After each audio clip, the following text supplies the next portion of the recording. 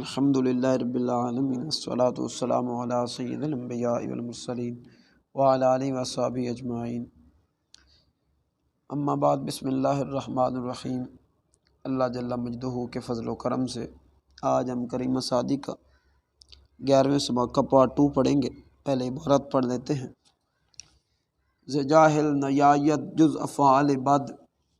وضو نشنود کس جز اقوال بد، سر انجام جاہل جہنم بود، کہ جاہل نکو عاقبت کم بود، سر جاہلاں بر سرے دار بہ، کہ جاہل بخاری گرفتار بہ، ز جاہل حذر کردن اولا بود، کزو ننگ دنیا و عقبہ بود۔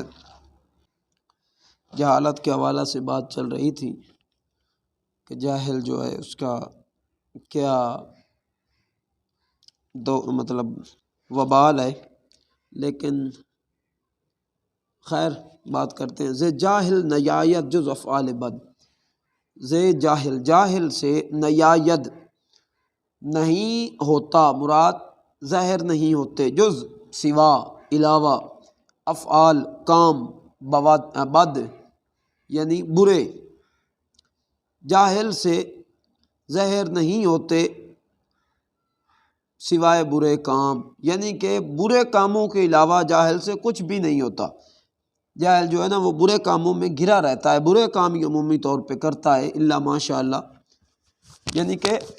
جاہل سے ظاہر نہیں ہوتے مگر برے کام۔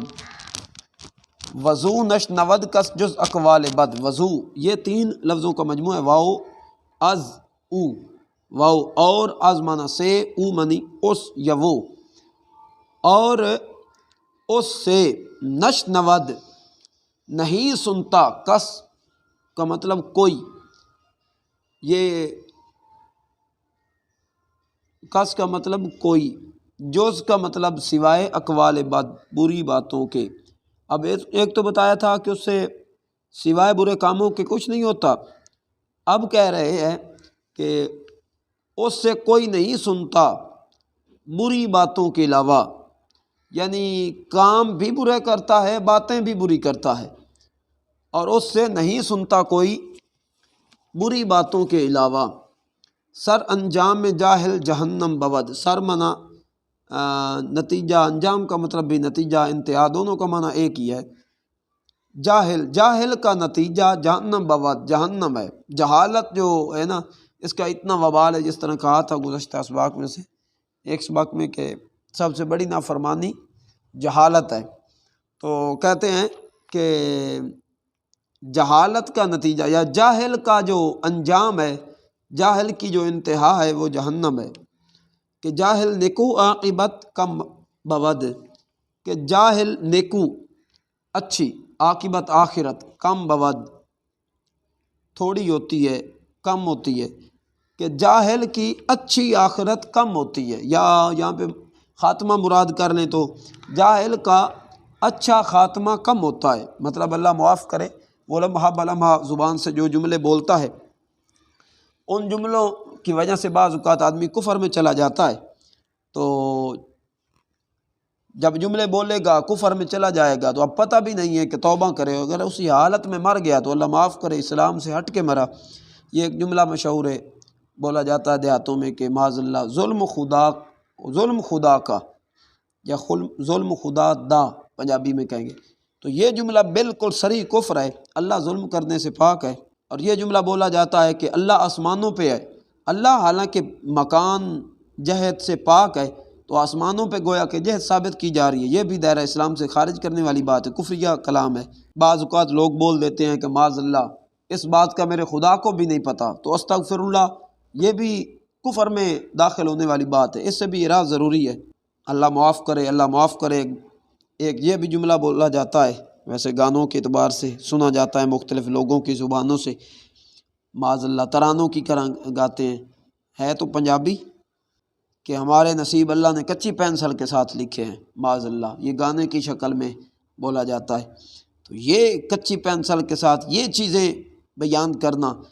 یہ آدمی کو کفر کے قریب یا بعض اوقات کفر تک یعنی کہ لے کر چلی جاتی ہیں، ان سے اعراض ضروری ہے۔ یہ ایک جملہ بولا جاتا ہے پنجابی کا کہ اللہ دیاں اکھیاں وڈیاں استغفر اللہ، حالانکہ اللہ تعالیٰ یہ جو جسمانی اعضاء ہیں ہمارے، ان سے پاک ہے، وہ جسامت سے پاک ہے، وہ اپنی شان کے مطابق موجود ہے۔ بعض اوقات لوگ کہہ دیتے ہیں کہ میں تو اللہ پہ ناراض ہوں، تو یہ جملہ بھی دائرہ اسلام سے خارج کرنے والا ہے۔ تو خیر مطلب یہ ہے کہ کئی ایسے جملے ہیں کہ جو آدمی کو دائرہ اسلام سے خارج کرنے والے ہیں، اور وہ ایک تعداد ہے جاہلوں کی جن کی زبانوں کا اللہ معاف کرے ترانہ بنے ہوئے ہیں، تو اس کی وجہ سے آدمی دائرہ اسلام سے خارج ہو جاتا ہے۔ اور پھر علماء کی صحبت اور سنگت کو تو ہوتی نہیں کہ ہم جو ہیں علماء کی صحبت میں بیٹھ جائیں اپنی اصلاح کروا لیں، ہرگز نہیں، بلکہ بعض تو ایسے نام نہاد ہیں جو 3 طلاقیں دے کے اپنی بیوی کو آپ اپنے پاس رکھتے ہیں، لیکن علماء سے نہیں پوچھتے جو ہم نے 3 طلاقیں دے دی ہیں اب اس کا حکم کیا ہے، بلکہ وہ کہتے ہیں نہیں میں نے عورت سے معافی مانگ لی، عورت نے مجھے معاف کر دیا، گویا کہ اب ہماری جو ہے نا وہ طلاقیں نہیں ہوئی، یا میں غصے میں تھا۔ تو یعنی کہ جاہل جو آدمی ہے وہ بیچارہ اپنی آخرت خراب کر بیٹھتا ہے۔ بہت کم ایسے ہوتے ہیں کہ جو جاہلیت کی حالت میں رہیں اور اللہ ان کا خاتمہ ایمان پہ کرے، بہت کم ہوتے ہیں۔ تو اس لیے یہ تو اللہ تعالیٰ کا شکر ادا کرنا چاہیے علم والوں کو کہ اللہ تعالیٰ نے انہیں علم دیا۔ رب العالمین نے فرمایا انما یخشی اللہ من عبادہ العلماء، کہ اللہ جل مجدہ سے وہی زیادہ ڈرتے ہیں جو علم والے ہیں۔ تو اللہ کا شکر ادا کرنا چاہیے کہ اللہ تعالیٰ نے علم کے رستے پہ چلایا۔ نبی رحمت سرور کونین علیہ الصلوۃ والتسلیم نے فرمایا من یرید اللہ بہ خیرا یفقہہ فی الدین، اللہ جس کے ساتھ بھلائی کا ارادہ کرتا ہے اسے دین کی فقاہت نصیب فرما دیتا ہے۔ تو یہ ایک قسم کے جذباتی باتیں ہیں کہ آدمی کے دل میں اگر بیٹھ جائیں تو آدمی علم کی منازل کو طے کرنے میں کبھی جھجک محسوس نہیں کرتا، اور بڑی بڑی مشکلات کا سامنا کر کے علم کے حصول میں اپنے آپ کو فنا کر دیتا ہے۔ علم کا حصول اپنے لیے اس قدر ضروری سمجھتا ہے کہ اپنی زندگی کی ضروریات سائڈ پہ رکھتا ہے، لیکن اپنے علم کو سب سے پہلے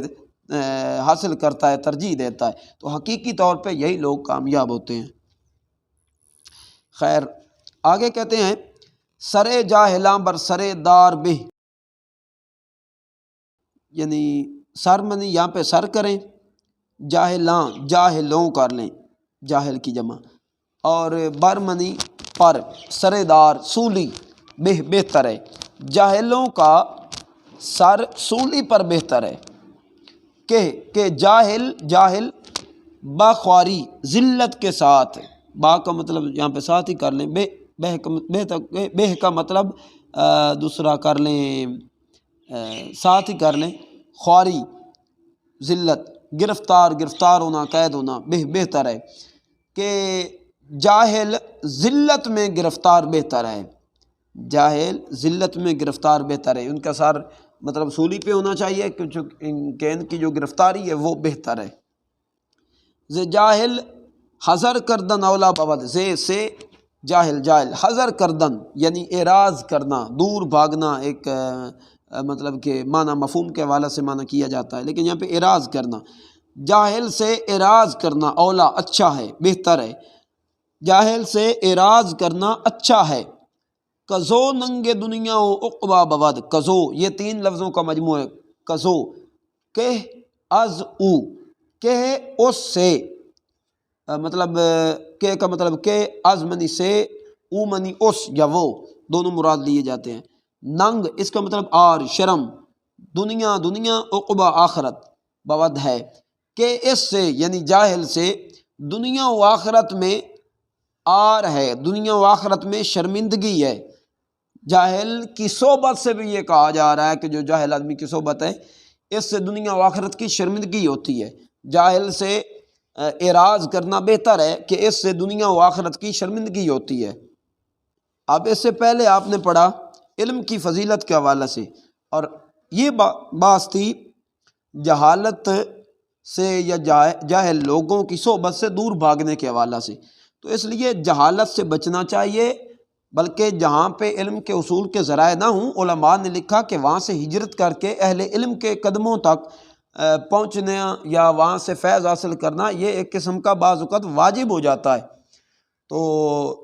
یہ ایک خاص جو ٹرینڈ ہے کہ جناب جی دین سے دوری اختیار کریں، یہ معاشرے کے اندر جو سود خوری ہے، معاشرے کے اندر زناکاری ہے، معاشرے کے اندر بے راہ روی ہے، اور شریعت سے اعراض کر کے طرح طرح کی نئی نئی خرافات کو جو شامل کیا گیا ہے، ان کا تدارک تبھی ممکن ہے کہ جب ہم علم دین سیکھیں اور پھر اس کے ساتھ جتنا ہو سکے ہم اس پہ عمل کرنے کی کوشش کریں، تبھی ان کا تدارک بھی ہو سکتا ہے اور ملک و ملت کا فائدہ بھی ہو سکتا ہے اور آدمی دنیا و آخرت میں کامیاب بھی ہو سکتا ہے۔ اللہ جل مجدہ و کرم فرمائے۔ السلام علیکم ورحمۃ اللہ وبرکاتہ۔